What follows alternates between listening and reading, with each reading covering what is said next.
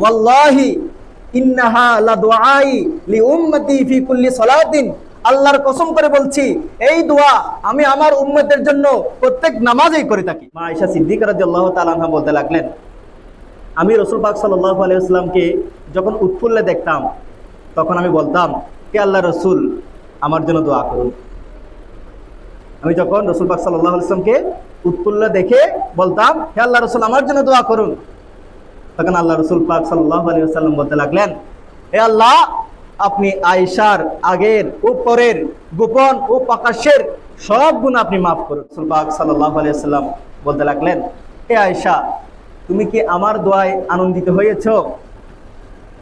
তখন মা আয়েশা সিদ্দিকা রাদিয়াল্লাহু তাআলা আনহা বলতে লাগলেন, হে আল্লাহর রাসূল এটা কেমন কথা, আপনার দোয়াতে কি আমি আনন্দিত হব না? সুবহানাল্লাহ, আপনি দোয়া করবেন সেখানে কি আমি আনন্দিত হব না?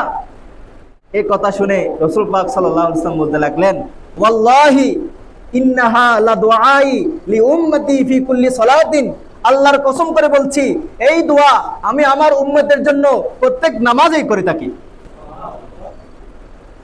যেরকম দোয়া মা আয়েশা সিদ্দিকা রাদিয়াল্লাহু তাআলা আনহার জন্য করেছেন, আল্লাহ রাসূল বলছেন এই দোয়া আমি প্রত্যেক নামাজেই আমার উম্মতের জন্য করে থাকি।